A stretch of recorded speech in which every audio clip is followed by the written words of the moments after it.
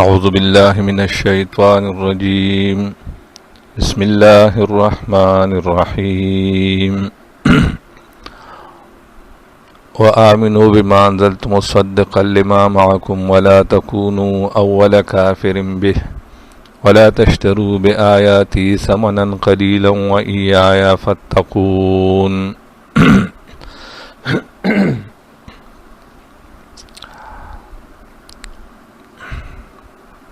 خطابات خاص شروع شوی ہو پدی سکے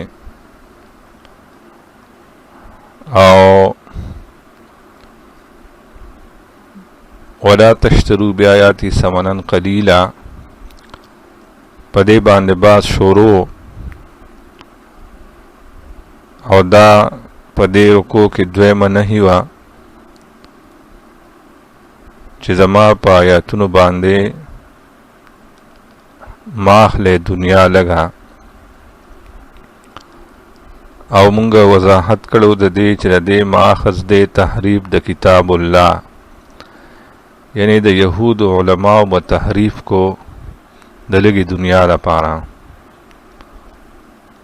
دا حکم صرف اغي ته نه بلکې دې امت ته هم ده.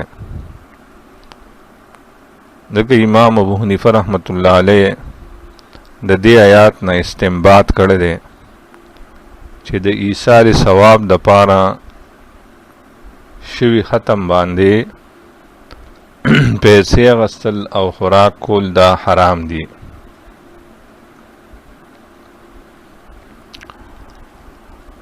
دا شان د دې آیات نه دام پته لګي چې د قرآن معنا او مقصد بدلول په اجماع د امت باندې حرام دي. نو چې کم خلق دا آیت صرف یهود سره لګي نو دا غي مطلب او مقصد د قرآن بدلول نه دي، یعنی دا خبره نه ده پکار چې صرف دا غي د پاره ده، بلکې څنګه چې مونږه مخکې وې چې غي تورات بدلو او پاغي الله غي ته زجر او تخویف ورکړو، نو چې کم خلق قرآن کریم بدلی دا غي معنی بدلی خپل مقصد لا ا دنیا په غټي یا بل سره لالچ ته پاره، نو غي د پارم دغه زجر او تخویف ته. دارنګه حدیث کې راځي اقرأ القرآن ولا تأكلوا به، قرآن لولې هو په دې باندې سخوراک مکوي. دارنګه د حضرت بریده رضی اللہ عنہ روایت ده چې ما د رسول الله صلی الله علیه وسلم نه اوریدلی دي چې په آخري وخت کې با داسې کاریان راشي چې قرآن به داسې نیغ لولي لکه غشي چې د لیندې نه نیغ وباسي، خو لیکن قرآن به زړه ته نه کوزیږي، ځکه قرآن به دې د دنیا لپاره ذریعه ګرځولي. دارنګه عمران بن حسین رضی اللہ عنہ دا غي روایت ده چې یو جماعت کې یو سوالګن دی پاسې دو د قرآن بیان یې وکړو ډېر مزیدار او بیا وی رونو ما سره لږ امداد وکړي. عمران بن حسین رضی الله عنه وی واه کومه خبره چې مونږ ته نبی علیہ السلام ویلې وه هغه خلک راغې چې قرآن بلولي خو د مرۍ نه به نه کوزیږي او دا قرآن به د دنیا لپاره وسیله او ذریعه ګرځولي. دارنگی حدیث کے راضی من قرأ القرآن یتأکل به الناس جاء یوم القیامت ووجهه عظم لیس علیه لحم، سوک چې قرآن للی او د خلکو نه به خوراک کی د قیامت پر ورځ براشي په داسې حال کې چې مخ به تشړو کی غوښه اور پوری نه وي. نو ګوره د دې روایتونو باوجود بیا هم خلک وی دا همونګه سور سره کړي نه دي چې کنه مونږ د ختم کو او تاسو مونږ له دارا کوي، دا خو دې مونږ له پخپل راکې. نو مولانا رشید احمد گنگوی رحمت الله علیه هغه لیکي چې ډېره خدا دا خلق د جمعات کې کینی او د مړي وارثان دي نه خبري او ختم د قرآن دیو کې او مړي ته دی ثواب دا غیو بخي چې پته ولګي چې دې څومره په مړي باندې مین دي او بیا به د مړو د وارثانو هم پته ولګي چې هغې دی له څه ورکوي که نه، او چې هغې هسې دی له بغیر ختم ورکوي که نه، نو دا بغیر ختم یې چې نه ورکوي خو د دې دا پته ولګېده چې عرفن دا ویل شو چې لکه ته ورته ووایې او هغې بغیر د دې نه درکړي، نو دا خود به خود د دې روایتونو مصداق ګرځي. دارنګې ښځې به کور کې راجمع کړي او وایي موږ مړي پسې ختم کړو، نو چې ختم پوره شي نو ورپسې بچی او وروجې حلوا راشي، وي به خوارې دا خو برکت دی، دا خو د برکت دپاره مونږ خورو، داسې هیلې وله جوړې کړي. نو دا برکت نه دی چې ته خپل کور ځان له پخې کې او آیاتونه د قرآن پې چوف کې، که نه صرف د بل د کور په خوراک کې برکتي او بیا د مړي په کور کې. یاد ساتئ دا څیزونه په دین کې نشته. دا د قرآن کریم نه مقصد دی او نه دا د هغې شکرانه نه. قرآن شکرانو ته نه دی محتاج، دې ته ایصال ثواب وایي او د ایصال ثواب په ختم باندې خوراک خوړل یا په هغې پیسې غسل دا دواړه حرام دي. علامه ابن عابدین شامی رحمت الله علیه په دې مستقل رساله لیکلې ده شفاء العلیل، او پایې کې د 50 علماو تقریزات نقل کړي دي په دې مسله. او حدیث د ابو سعید خدری رضی الله عنه راغسته دی چې صحابه تلي یو ځای ته، دی د هغه خلکو نه ډوډۍ وغوښتله، هغه د کافرانو، هغې انکار وکړو. دې دوران کې د هغې سردار مار یا لړم وچیچلو، دی له رالل چې یاره که تاسو کې څوک دمګري چې زمونږ سردار دم کړي. صحابه ورته ووې، نو صحابه ورته ووې تاسو مونږ له ډوډۍ نه ده راکړې، مونږ به ستاسو په سردار دم وچو، خو د ګډو کنډک به راکوې. د 40 ګډو د کنډک خبر وشو. هغې ووې ټیک ده. ابو سعید خدری رضی الله عنه یا یو بل صحابي لاړ او په هغې سردار یې سورت فاتحه ولوستله، هغه سړی بلکل جوړ شو، الله پاک هغه ټیک کو او دی له د ګډو هغه کنډک د وعدې مطابق چې دین ورکو. چې دی سوچو کو نو دا همونږ د الله په کتاب واغستې، وی دا مونږ څه وکړل، لہذا فیصله دا وکړه چې هله به دا ګډې استعمالو، خپل استعمال کې به یې راولو چې د رسول الله صلی الله علیه وسلم نه د دې باره کې تپوس وکړو. نو چې نبی صلی الله علیه وسلم له هغې رالل او واقعه ورته بیان کړه، نو هغې ورته وفرمیل چې بلکل ټیک ده، زیات حلال مال هغه دی چې تاسو د الله په کتاب اخیستی دی او ماله پکې هم حصه مقرر کړې. نو چې کوم په دې ختمونو د خوراک او د پیسو قایل دي، هغې وګوره دا راغلي نه دي، دا حدیث کې نه دي راغلي چې هغې په قرآن ووی او په هغې یې ګډې واغستې. دا روایت علامه شامی رحمت الله علیه راغسته دی، دا صحیح روایت دی. او بیا علامه شامی رحمت الله علیه د دې جوابات کړي دي. وړومبی جواب یې دا کړی دی چې دا په دم باندې اجرت و، او په دم باندې اجرت اخیستل منع نه دي، ځکه د دمګري نیت د ثواب نی بلکې د هغې نیت او مطلب د مریض علاج وي. نو اوس هم که یو سړی د قرآن آیات یا د حدیث وظیفه یا دعا دا د دم په نیت په چا واچي، نو جایز دی که هغه پې ساخلي، غوره بیا هم نه دی، خو جایز دی.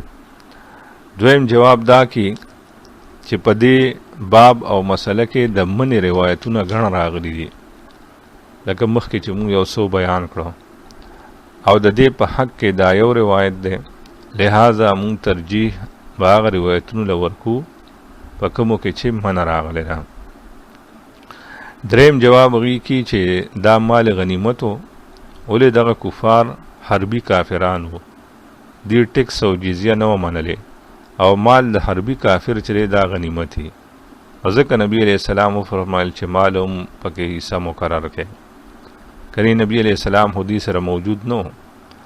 سلورم جواب هغې کې چې کله په یو مسله کې د حیل او د حرمت مقابله راشي چې حلال ده که حرام، نو ترجیح به حرمت والا روایت ورکول شي. لہذا دې مسله کې ترجیح د حرمت هغې ورکول شي، نو په دې باندې خوراک څښاک او پیسې اخیستل حرام دي. پنځم جواب هغې دا کې چې دا یو خاص واقعه د دې لپاره عموم نشته.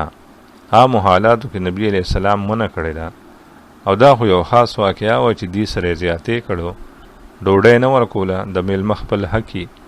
نو په دې وجه فقها لیکي چې دغه وخت د هغې نه دومره غلام جایز ده. دا حالت د اضطرار دی، او حالت د اضطرار کې مردار او وینه او حرام او بقدر ضرورتو دا جایز ده، نو هغې ځکه دغه اخیستې وي. او شپږم جواب علامه شامی رحمت الله علیه دا کی چې هغه ګډې هغې ځان له نه استعمال کړي، بلکې صدقه کړي یې، صدقه یې کړې، خیرات کړي وي. خو یاد ساتئ د قرآن مقصد او معنی بدلول په اجماع د امت حرام ده، او علماو دا مسله چیړلې ده چې اجرت جایز دی او که نه. امام شافعی رحمت الله علیه، امام مالک رحمت الله علیه او امام احمد بن حنبل رحمت الله علیه هغې وایي چې په تعلیم د قرآن یا د حدیث یا د فقه اجرت جایز دی. امام ابو حنیفه رحمت الله علیه هغه وی چې ناجایز دی، لکه په امامتۍ اړه په درس پیسې یا ماشوم ته قرآن ښودلو باندې امام صاحب وی چې دام ناجایز ده. دا شان در مختار د شامی په شرح کې شامی په دې مسله بحث کړی دی. وی دا مسله د متقدمینو او د ابو حنیفه رحمت الله علیه ده چې اجرت په طاعات او دا ناجایز دی. بهرحال عقود د رسم المفتی کې علامه شامی رحمت الله علیه لیکي، عقود رسم المفتی آئی کې هغې لیکي چې که فرض منصبي ختمیږي نو بیا اجرت په نزد د متاخرینو جایز دی. احناف متاخرینو په دې فتوا کړې ده، او وجه ښودلې ده چې د متقدمینو په زمانه کې به عالم ته تنخواه د بیت المال نه میلاوې ده. اوس چونکې دغه طریقه نشته، لہذا هغې جایز ګرځولی دی اجرت په امامتۍ یا په درس د قرآن. لہذا د مؤذن، امام، مدرس نه علاوه په طاعت اجرت اخیستل ناجایز دی، او دغې ته اجرت په تعلیم وي. لکه ایصال ثواب باندې اجرت اخیستل حرام دی، نو په تعلیم باندې اجرت اخیستل یا تنخواه دا جایز ګرځولی ده. دا دعوه د علماو دیوبند هم ده، لکه مفتی محمد شفیع رحمت الله علیه معارف القرآن کې، دا شان علامه ابن عابدین شامی په در مختار کې، علامه عینی د هدایه په شرح کې دا مسله چیړلې ده چې په ختم د ایصال ثواب اجرت او خوراک څښاک حرام دی، او کم از کم درجه مکروه تحریمی ده، او خاص شکل کې د مړي دپاره قرآن خوانی جایز نه ده، او که وشي هم نو خوراک او اجرت پې حرام دی. پاتې شه دا مسله چې که د برکت دپاره ختم وشي کور یا دکان کې، او په هغې خوراک وشي یا پیسې واخیستې شي، نو دا جایز دی که نه؟ غوره خو دا ده چې بس سړی په خپل کور کې، خپل دکان، منډی وغیره کې ختم وکړي. خلکو راغوښتلو د ختم دپاره څه ضرورت دی؟ او که هسې هغې له دعوت ورکړي نو ښه خبره ده، ثواب دی. بیا هم ځکه دغه ټیم بعضې علماوي که هغې راله څه تلاوتو کې، خو نیت خو د هغې د ثواب نه دی که نه، د برکت دی چې تلاوت سره په دې ځای کې او په دې دکان وغیره کې برکت راشي. نو که دغه ټیم چې نیت د هغې د خوراک څښاک وغیره نی، او په هغې باندې دی خوراک څښاک وکړه، نو دا یې کې څه نه څه ګنجایش شته، ځکه چې دغه طاعات نه دي، دغه هغې د ثواب په نیت نه دی کړی چې کنه یې مړي ته ثواب بخي، یې د دکان والا ته یا بل ته، بلکې هغې د برکت دپاره تلاوت کی په دغه ځای کې چې تلاوت د وجې نه دا ځای برکتی شي. په دې باندې مزید بحث لپاره دا مونږ چې کوم کتابونه یاد کړو نو دای کې په تفصیل شته. دا شان احسن الکلام کې په عبدالسلام رستمی سے شیخ القرآن رحمت الله علیه په خط تفصیلی بحث کړی او جواهر کې په خبرې شته. معرف القرآن کې په مفتی شفیع صاحب بحث کړی دی او فتاوا حقانیه احسن الفتاوا وغیرہ په دې مسله باندې خو کافی بحث کړی دی. مونږ صرف خلاصه بیان کړه. نو دې آیات کې هغه د یهودو هغه عمل بیان شو چې غیبت تحریف کو د الله په کتاب کې د دنیا لپاره. نو ځکه الله فرمایي چې ولا تشترو او مغوره کوي به آیاتی زما پایاتونو ثمنن قلیلا دنیا لگا و ایایا فتقون او خاص زمانو یریږي. په دې رکوع کې مونږ وی چې اوامر او نواهی 11 اوامر او 15 نواهی هغه بیانېږي. و ایایا فتقون دا یو بل امر بیان شو لکه مخکې وذکروا نعمتي دا یو امرو، ووفو بعهدی دویمو، و ایایا فرهبون دریمو، وامنو بما انزلتو دا سلورم امرو، او و ایایا فتقون دا پنځم امر شو.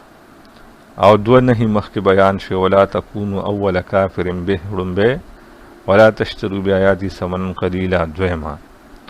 او دریم نهی ولا تلبسوا الحق بالباطل او مګډ وډوي حق باطل سرا وتکتموا الحق ای ولا تکتموا الحق دا علام دې سرم دې او مپټوي حق وانتم تعلمون او تاسو خپوي چې حق او باطل څه دی. ور یو تلبیس حق دی یو کتمان حق دی. دا د یهودو بل مرضو.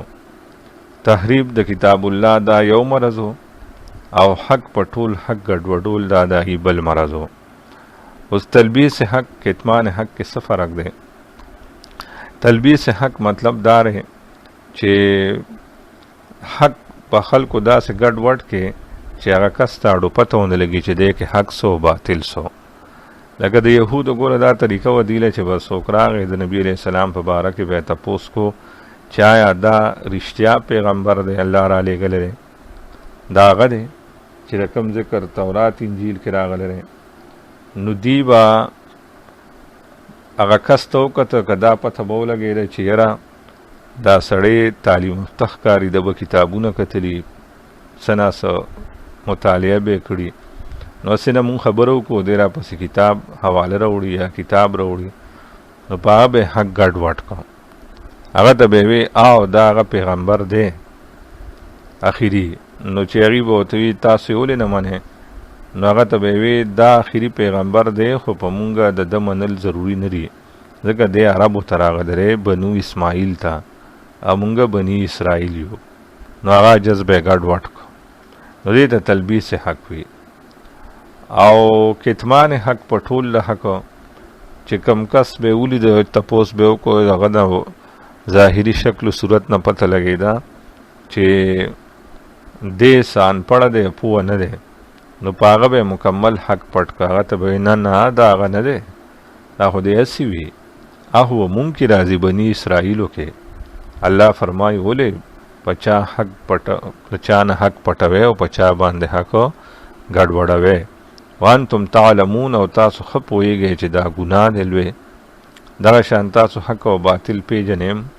نو اوس هم چې کوم عالم په عوامو باندې حق یا ګډوډي یا پټي خبره ورته بس داسې کوي چې بوسو کې وبوځي نو هغیم دغه یهودو خوی دی پکې.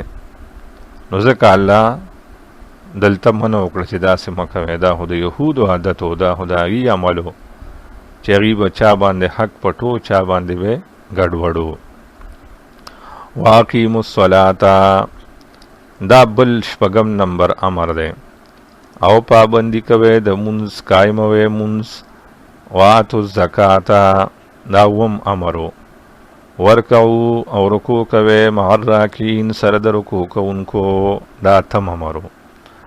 اګوره په دې کې د یهودو د دې مرضونو هغه وجه هم خولې را علاج هم یره هغې کې ولې دا د دنیا مینه محبت ډېرو نو هغې ولې حق پټو ګډوډو نو هغې کې دوه وجې وي یو حب جا او یو حب مال یعنی بس شان شوکت او شهرت دی ډېر خوښو چې زمونږ د یو لوی شان او حب مال چې مونږ سره د ډېر مال یي د هغې د وجې نه هغې ګډوډ شوي وو نو دې آیات کې الله پاک علاج وموښو چې مونځ قایموئ چې حب جا د نه ختم شي دا مرض او زکات ورکوئ چې حب مال مرض د نه ختم شي او ورکو مراکین د دین کار کوئ اتفاق سره تنظیمي شکل کې او بعضې وي چې د هغې په منځونو کې رکو نه وه او دی امت په منځونو کې رکو ده نو هغې ته اشاره ده مطلب دا دی چې اتفاق او اتحاد سره د دین کار کوئ اتأمرون الناس دا هغې له زوره نه ورکي زجر دی چې مداهنت به کو دا د هغې دریم قباحت دی او مرض دی چې هغې به خلکو ته بیانونه کول او په خپله د الله کتاب باندې عمل نو اتأمرون الناس آیا تاسو حکم کوئ خلکو ته بالبر د نیکۍ وتنسون انفسکم او ویر کړیم دي خپل ځانونه او وتنسون انفسکم دا اصل کې په معنی د نهي دی که نه مخکې درې نهي بیان شوي دي څلورو یو دا چې کافران مه جوړېږئ د قرآن ناول دویم زما په آیاتونو دنیا مه اخلئ دریم تلبیس حق مه کوئ او څلورم چې دی کتمان حق مه کوئ او دا پنځم وتنسون انفسکم په معنی دی ای ولا تنسوا انفسکم او مه یې روئ خپل ځانونه چې بل ته وایې نو اول په خپله هغه په عمل کې راوله وانتم تتلون الکتاب او حال دار چې تاسو لولئ کتاب افلا تعقلون آیا تاسو عقل نه لرئ څه مطلب چې یو سړی په یو حکم او مسله باندې عمل نه کړي نو بل ته به هم نه وي نو ابن کثیر لیکلی دی چې هر مومن مسلمان باندې دوه څیزونه واجب دي یو دا چې دی به دغه نیک عمل په خپلم کې او دویم دا چې دی به بل ته هم بیانې رسي به که چېرې دواړه ونه کړو قیامت کې به ورته دواړو سزا میلاویږي او که یو یې وکړو یو یې ونه کړو نو چې کم یې وکړو نو هغې کې خو بری دی خو چې کم ته پاتې شو نو د هغې باره کې به ترې تپوس کېږي سزا و میلاویږي او دې کې دا مطلب نه دی چې کنې یو سړی واز نصیحت کی نو کاغه چرې په خپله نیکي نشي کولی نو دې بیا واز نصیحت نه کی نه اشاره دې ته چې واعظ چې دی نو هغه با عمله پکار دی دا مطلب نه دی چې عمل څوک نه کی نو دې واز نه کی بلکې واعظ له پکار دی چې هغه په خپل عمل کی نو دا خبره و بیا زیم نی وي واستعینوا دا نهم نمبر امر دی چې امداد د الله نه وغواړئ چې کله سخت در باندې راشي بالصبر په صبر سره صبر اختیارول دا بل امر دی دا لسمو او یو لسم والصلاة او په مانځه سره یعنی د الله نه مدد وغواړئ په صبر سره او په مانځه سره وانها او بشک دا کار دا مخکې اصل کې صبر او صلات دواړه ذکر شو ها ضمیر مفرد دی نو اشاره دی تر چې دا په صبر او منځ سره مدد غوښتل دا کار چې دی لکبیرتن خامخا دا ډېر ګران دی الا علی الخاشعین مگر نه دی ګران په یریدونکو د الله نه ځکه چې یو سړي باندې تکلیف راشي غم راشي نو دغه ټیم کې هغه منځونو دې سنونو ته کم ځای خیالي او دې آیات کې درې اوصاف حسنه ذکر کړو بطور علاج د پاره د ذکر شوي قباحتونو چې کم مخکې بیان شو چې ځان کې د درې صفات پیدا کړي نو الله به هم دغه مرضونو نه خلاص کړي کوم چې یهودو کې وو. یو صبر او دویم صلات او دریم ورپسې آیات کې را روان دی ایمان بالآخرت. الذین وانها لکبیرة، بشک دا خامخا ګران کار دی مگر نه دی ګران په یریدونکو د الله نه. الذین کسان یظنون چې هغوی یقین لري انهم چې بشک دی ملاقو مخامخ کېږي با ربهم رب خپل ته، وانهم او چې بشک دی الیه راجعون دی الله ته به واپس کېږي. دې رکو کې هغه دا تمهید او غټ غټ خبرې پکې مونږه بیان کړې چې 11 پکې اوامر احکامات او 15 پکې نواهی او د یهودو غټ غټ پلیته چې د الله کتاب کې تحریف کو، حق به پټو، حق به ګډوډو او سستی به کول په دین کې، او داغه اسباب حب جا حب مال دې بیان کو، داغه علاج او اخره کې اوصاف حسنه درې بیان شویو. دا د تمهید خلاصه وا. اوس هغه خطابات سته هغه شروع کی، نو بیا هغه الفاظ روړي کم باندې چې تمهید شروع شوی و، او دا د پاره د ترغیب او ترهیب دواړه پکې ذکر کی. دا الفاظ بیا ولې راوړي؟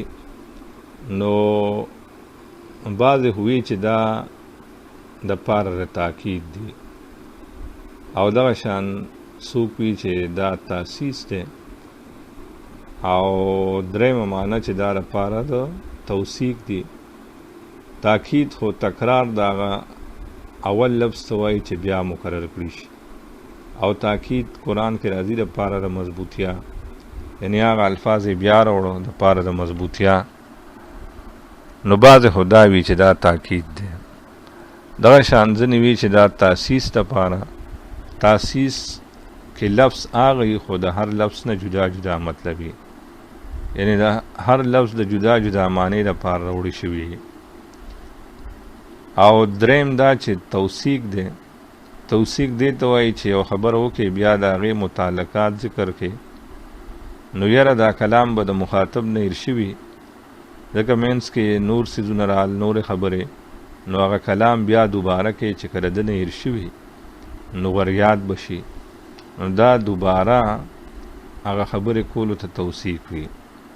د دې مثال داسې لکه ته یو کس ته ووایې هلکه ته پېښور ته ځې، نو هغه وي یا، نو ته یې ګورې ماله پلانکي کتاب ځان سره راوړه، او بیا هغه سره لګیا یې چې یاره پلاین کوچ کې ځې که نه بس کې ځې، بیا وایې چې نور څه کار دې هم شته، او که نه بس دغه اسپتال ته ځې، که نه بیا به بل خوا هم ځې، او دغه شان شپه به کې که نه راځې به. دا منځ کې بلا خبرې راغلې، نو چې بیا ترې روانېدې نو تا هغه ته وایې چې هلکه ګورې زما هغه کتاب یاد ساته، نو دې ته وي توثیق. حضرت شیخ القرآن د پنځپیر نور الله مرکزه هغوی فرمایي چې دا توثیق دی، ځکه هغوی وی چې توثیق چې دی نو دا د تاکید او تاسیس نه زیات غوره دی او زیات مضبوط دی. نو دا الفاظ لپاره د توثیق راوړل، او دې کې لومبي آیات کې ترغیب دی، ورپسې کې ترهیب. یاره په دواړو طریقو کدی بس دین ته راوړی د دواړه طریقې استعمال کړي دي قرآن. او چونکې دې نه پس اول خطاب خاص شروع کیږي، پایې کې ذکر د اتو نعمتونو دی او د دوو عذابونو، نو ځکه ترغیب بیان کنو، ترغیب کې ذکر د نعمتونو به وکړي، او ترهیب د پاره ذکر د عذابونو چې ستاسو په مشرانو مې ته غټ غټ نعمتونه کړیو، نو کیدای شي په دې دی دا پیغمبر ومني ایمان پرې وروړي، او که نه منې نو عذاب بدله در کوم، څنګه چې ستاسو په مشرانو مې عذابونه راوستي وو چې پایې کې دوه عذابونه په دې وړومبي خطاب خاص په دې کې به ذکر کی. نو اول آیات د پاره ترغیب یا بنی اسرائیل اذکروا اے زامنو د یعقوب علیہ السلام یاد کې نعمتی اللتی نعمت زما غانامت علیکم چې ما انعام کړی دی په تاسو وانی فضلتکم او یقینا ما غوره کړی تاسو علی العالمین په مخلوقاتو د خپل وخت. ځکه هغه ټیم کې غوره امت دا و که نه، او اوس به م غورې خو کدی محمد علیه السلام باندې ایمان نه وړه، کدی امت ته را داخل شو نو خود دی امت کې راله او دا امت خیر امتین دی، نو هغه ټیم دی په ټول مخلوقات غوره و. لیکن اوس د دې هغه غوروالی مشروط دی د خبرې سره چې د محمد علیه السلام امت کې به داخلېږي، نو بیا به خیر امتین کې راځي او که نه نو هغه ټیم غوره و او اوس د دې هغه غوروالی نشته څنګه چې دی دعوی کې. دا لپاره ترغیب و. اوس ترهیب ورکي یره چې یره تاسو سره د قیامت غم نشته او د دې چې کوم خیالات هغه رد کي دلته که نه دی کې دا دغه و چې یره زمونږ مشران پیغمبران تیر شوي دي او د هغوی په سفارش به مونږ خامخا جنت ته ځو او دغه شان مونږ به څه فدیه او رشوت وغیره ورکو ځان به بچ کو. نو دې آیات کې اصل کې څلور اصول دي د نجات په دنیا کې چې په هغې یو سړی بچ کېږي د سزا نه، یو مشر لیډر دغه اصول یې قیامت کې رد کړي دي. یو دا چې کله کله یو لیډر گیر شي نو یو کارکون لړ شي او هغه د هغه جرم په خپل سر والي چې دا ما کړی، قیامت کې دا نشي کېدی. دویم چې په دغه ونشي نو سفارش وکړي، نو سفارش قیامت کې شته خو یو اذنی دی یو قهري. مونږ د اذنی قایل یو چې الله چاته اذن وکړي چې د سفارش وکړه، لکه بعمل حافظ د لسو کسو سفارش وکړي، عالم به د بله ګڼو کسانو او یا نورم سیوا، دغه شان شهید وغیره دي ته باقاعده اجازت کیږي. او شفاعت کبرا مقام رسول الله صلی الله علیه وسلم ته حاصل دی، یعنی امت علما حافظان دی بخپل سفارش نبی علیہ السلام په خدمت کې پیش کی او هغوی به الله ته پیش کی، ځکه شفاعت کبرا مقام هغوی ته حاصل دی. او یو شفاعت قهري دی چې مشرکینو به وی چې زمونږ الهه به مونږ په الله بخي که الله خوښه یې که نی خوښه، نو دغه نشته، دلته د هغې نه نفي شوې ده. او چې په سفارشو نشي دنیا کې کار نو بیا ورسره څه فدیه ورکړي، رشوت ډالۍ ورکړي، اکثر په هغې بچ شي. او چې په هغې نه نو بیا کارکنان راوځي هړتالونه شروع کړي، جلوسونه، نو مجبور شي حکومت نو هغه لیډر پرېږدي. نو الله فرمایي چې هلته کې دام نشته چې څوک به د چا لپاره جلسې جلوسونه هړتالونه وکړي.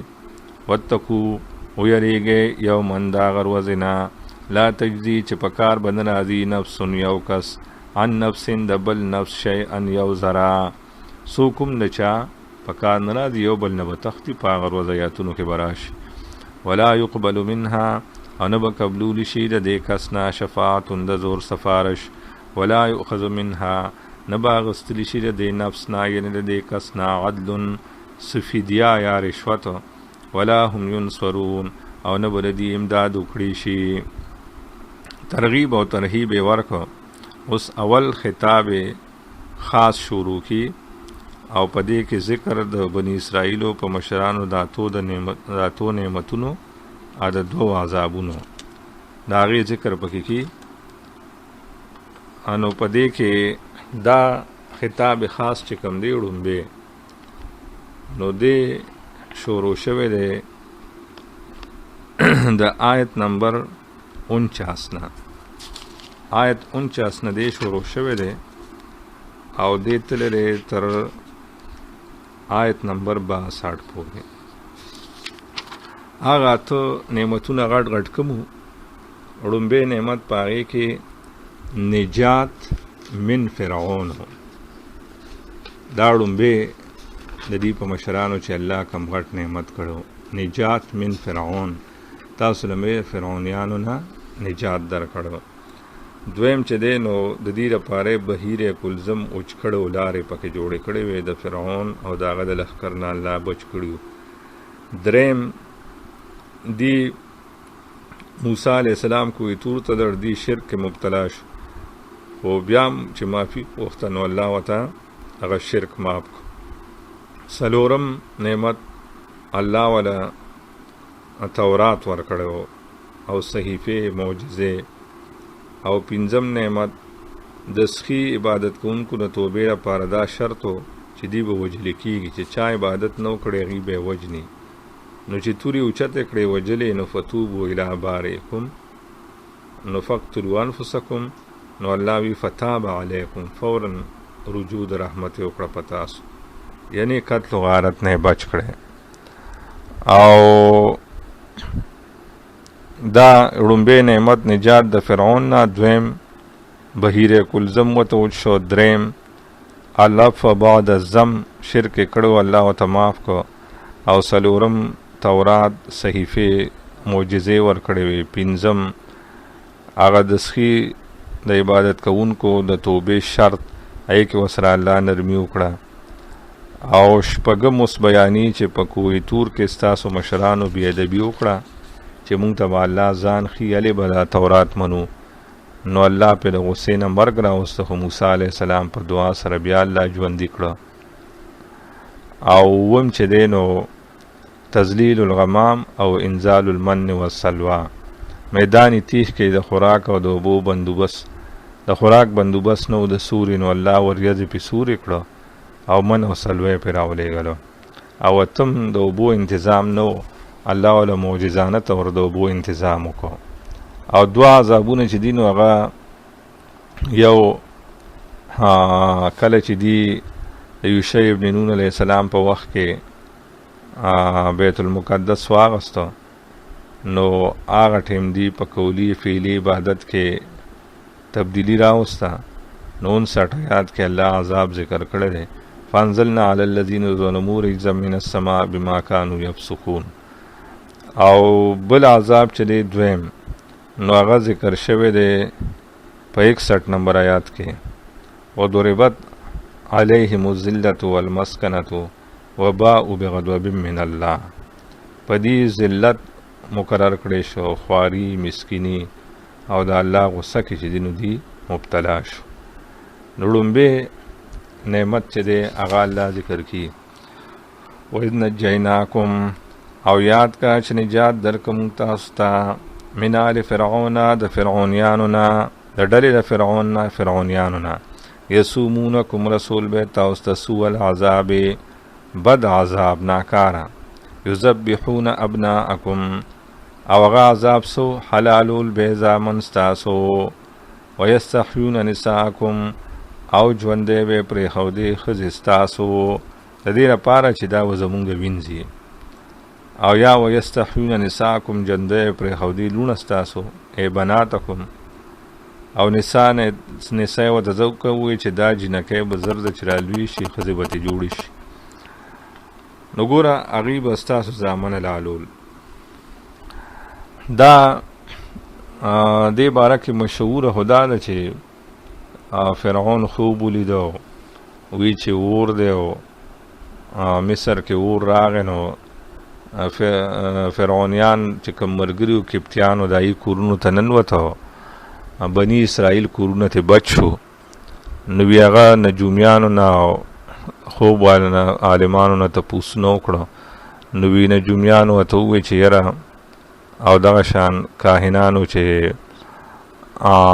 دا خو به بني اسرائیلو کې یو هلک چې ته پیدا کېږي او هغه چې دی نو هغه به ستا حکومت ختمي. نو ده ووایي چې ښه بس د اعلان وکړه چې بهی کم هلک پیدا کېږي بني اسرائیلو کې هغه وجنه.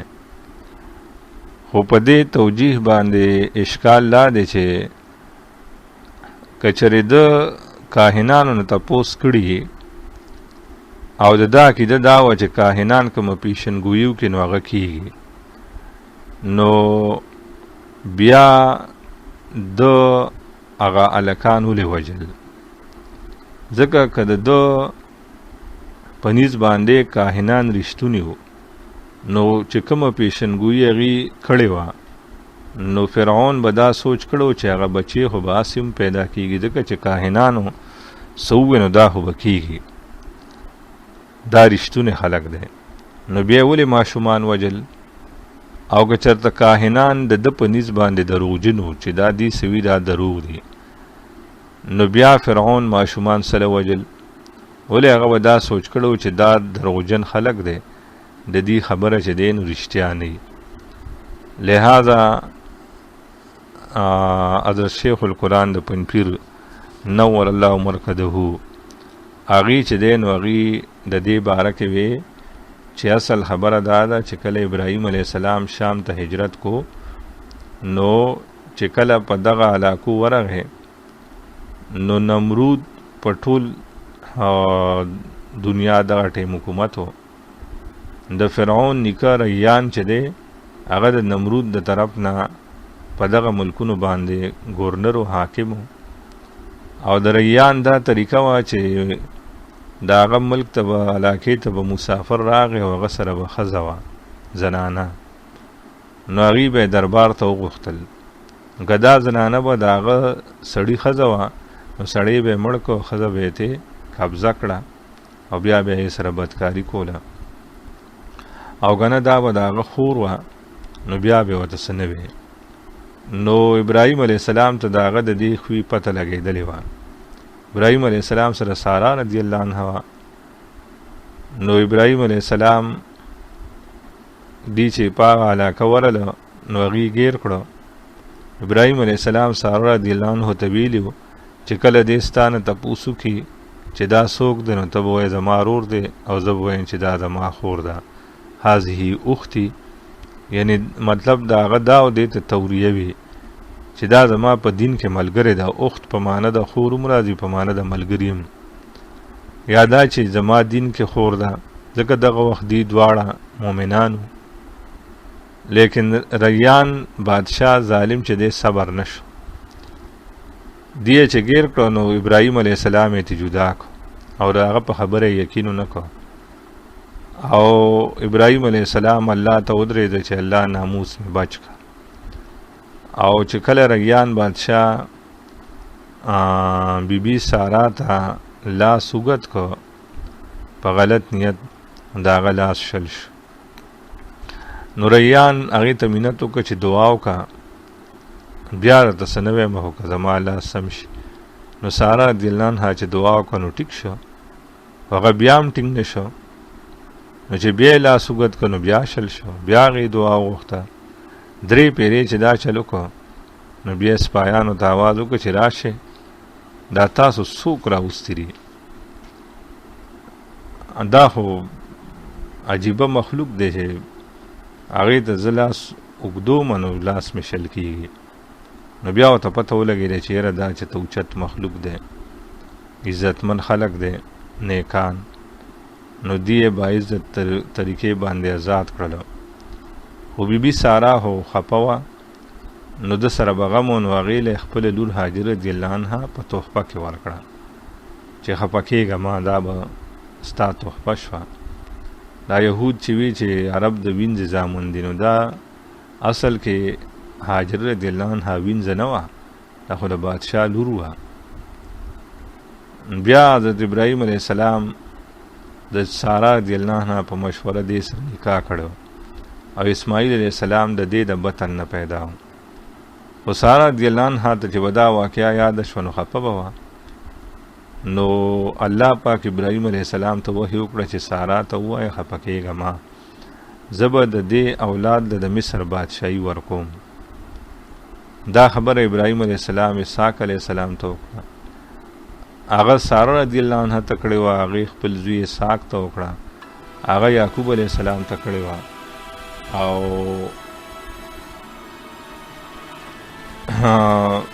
دغه شان هغه یوسف علیه السلام ته کړې وه. او دا خبره چې دی نو بني اسرائیلو کې را روانه وه. نو چې مصر کې فرعونیانو به زیاتې شروع کړو په بني اسرائیلو، نو هغوی به خپلو کې کورنۍ کې دا خبره یادوله چې څه وشو که نن په مونږ باندې فرعون مسلط دی، آخر دا حکومت د مصر به الله مونږ له راکړي. دا خبره به دی کوله او فرعون ته بني اسرائیل رښتونې معلومېدل چې دا پیغمبران اولاد دی، په دې وجه فرعون لښکر مقرر کړو چې بني اسرائیلو کې هلک پیدا کیږي نو هغه وجنه. او شیخ القرآن به ویل چې دا واقعات تاریخ یعقوبی چې دی نو نقل کړی دی.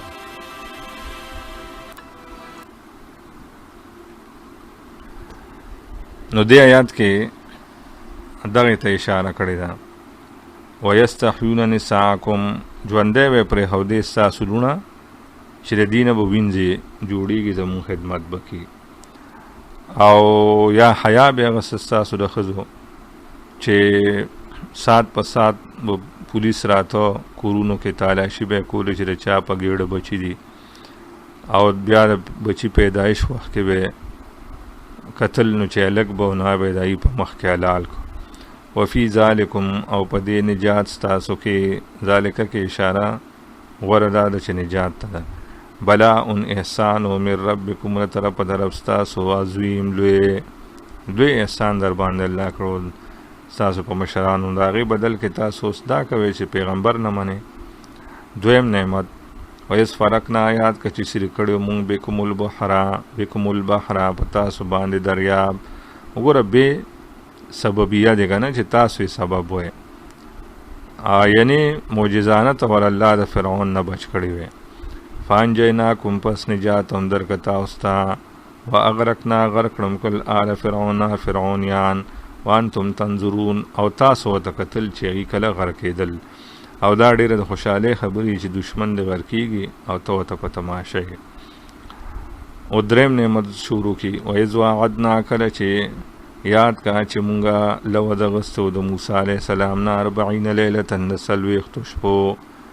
ثم اتخذتم العجل، بیا ونیوه تاسو سخي لره په خدای توب، من بعده رسل تلو دنا کوهی تور ته، وانتم ظالمون، او تاسو ظالمان یې. او صورت اعراف کې 30 په یادې کړي دي، دلته 40. نو هغه ابتدا وه او دا انتها ده. یا اول واده د 13 شپو وه، خو چې کله 13 پوره شوې نو هغه موسی علیه السلام مسواک و، روژه به و، نو مسواک و. نو الله پاک ورته وویل چې دغه بوی خو ما ته د مشک عنبر نه هم زیات خوښ و، لہذا 10 شپې نورې تېرې کړه، او هغې نه پس ورته بیا تورات میلاو شو. ثم عفونا، بیا مونږه معافي وکړه، عنکم تاسو ته، من بعد ذلک، رسل دې ګناه نه چې تاسو سخي ته په سجده پراته وئ. الله وی بیا مې هم درته شرک معاف، لعلکم تشکرون، خامخا چې تاسو شکر وباسئ. د شکر دا مطلب دی چې تاسو د اخري پیغمبر اوس نه منئ.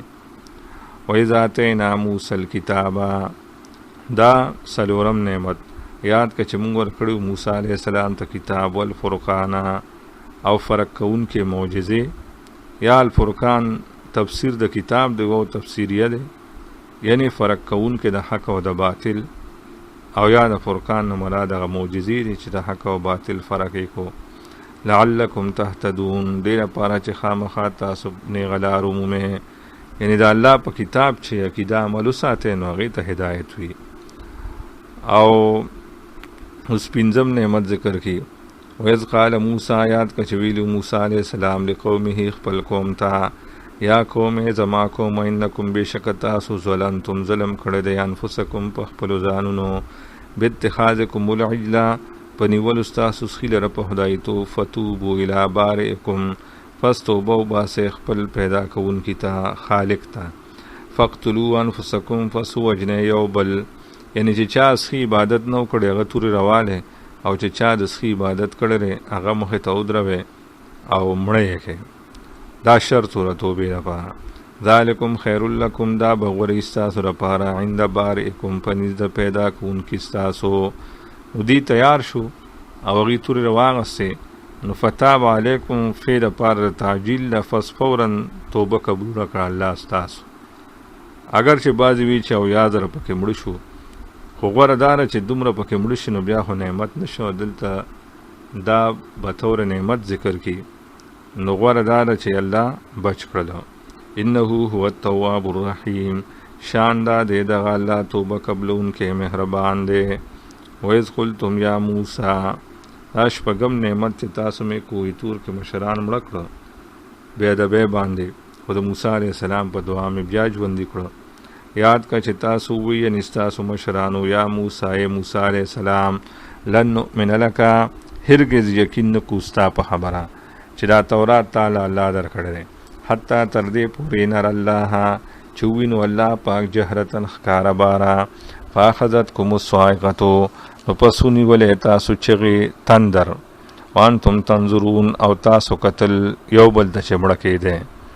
ثم بعثناکم بیا مونږ دوباره ژوندي کړی تاسو من بعد موتکم وروسته د مرګ ستاسو نه، لعلکم تشکرون خامخا دې لپاره چې د الله شکر وباسئ. نو شکر خدا نه دی چې تاسو د هغه د اخري پیغمبر نه اوس منکر یې. اوم نعمت وزوللنا سوري کړیو مونږه علیکم الغمامه په تاسو وریځې، وانزلنا مونږ را لېږلي علیکم المن والسلوا په تاسو باندې من او سلوا. من دا دغه په شکل کې به سپین رنګ کې څنګه چې دا یخ وریږي جمع کې سلا، دا به خوږو، او سلوا چې دی نو دا مړزان، دا نمکینو. میدانی تیغ ته چې دی کله د فرعون ورکېدو نه پس میدان ته ورله نو هغې کې د سوري بندوبست نه وي، ونې وغیره نه وي، الله پې وریځې د پاسه سوري کړی وي، او خوراک څښاک انتظام نو مړزان به دی رانیول، خپو کې به یې ګرځېدل په اسانه، او هغه به یې ځان لر وتول، او دغه شان د شپې به دا من راورېده، دا به خوږو او مړزان نمکینو. مطلب دا دی الله والا د طب د اصول مطابق چې د دې معدې خرابې نشي هلته هم دا بندوبست کړی و.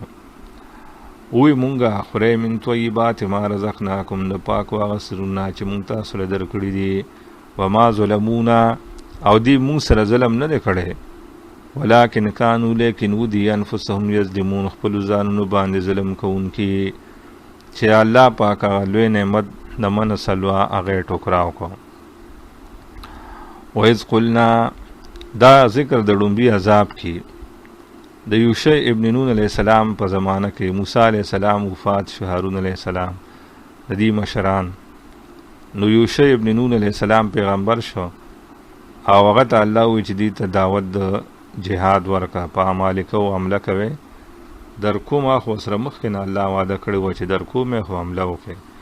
نو دې در مشرانو هغه 40 کالو هغه سرګرداني یاد وه، نو دی وی او جهاد ته تیار یو. نو چې عمله وکړه نو هغه بیت المقدس خو الله ورکو، خدام د هغه ناکاره مشرانو اولاد هو، نو دوه عبادتونه ورته الله دغه ټیم خود، یو قولی یو فعلی. قولی دا چې حطوتن بوایه، او فعلی دا چې سرونه به کته کې روان به بیت المقدس کې به د شکرانی نفلو کې سیدې به الله ته ولګوي. دی دواړه بدل کړو.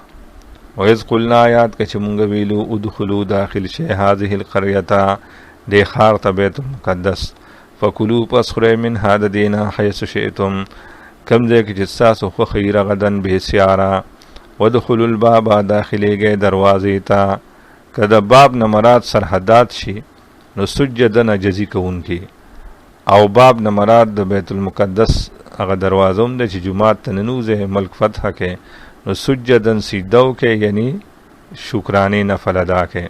لکه نبی علیہ السلام چې مکه فتح کړه نو هغې او صحابو په بیت الله کې د شکرانې نفلونه الله ته ادا کول.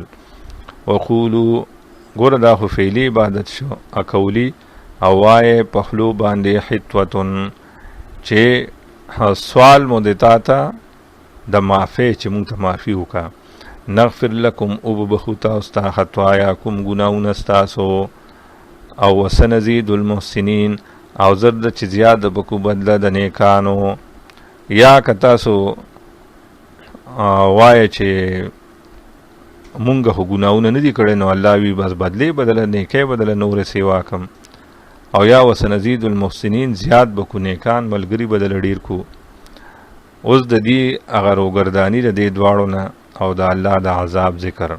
فبدل الذین پس بدل کړه کسانو ظلمو چې ظالمانو قولا وینا غیر الذی ای بغیر الذی ځکه بدله دوه مفعوله غواړي، یو بلا واسطه د حرف جر نه، یو په واسطه د حرف جر. نو قولا یو مفعول شو، فبدل الذین ظلموا قولا، پس بدل کړه کسانو چې ظالمانو وینا، غیر الذی ای بغیر الذی، فغیر هغه وینا سنا قیل لهم چې ویل شو دیتا، یو سیوایی وینا واغسته چې کوم ویل شو هغه پرې خوده. لحطه پذیب حبه فی شعره وی کنه، غنم غټ غټ په وګو کې پکار دی. یا بدله په معنا د اخذ ده، فاخذ الذین، پس واغستا کسانو چې ظالمانو قولا وینا، غیر الذی سوا دا غنه قیل لهم چې دی ته ویل شو. او بدله په معنا د قال مرادی، فسو یا کسانو چې ظالمانو قولا وینا، غیر الذی سوا دا غنه قیل لهم چې دی ته ویل شو. دینه پته ولګی دا چې ادعیه معصوره کم چې نقل لا روان دي نبی علیہ السلام صحابهونه، او دغه شان کتاب الله په الفاظو کې او ادعیه معصوره په دې کې تحریف کول چې دا سبب د عذاب ګرځي. فانزلنا پس مونږ راولېږه علی الذین پاکستانو ظلمو چې ظالمانو، رجزن عذاب من السماء د اسمان نه، وبا په الله راوسته، په زرګونو خلق پکې مړه شو، بما کانوا یفسقون، په سبب دا هغه چې دی فاسقانو بې دینه وو.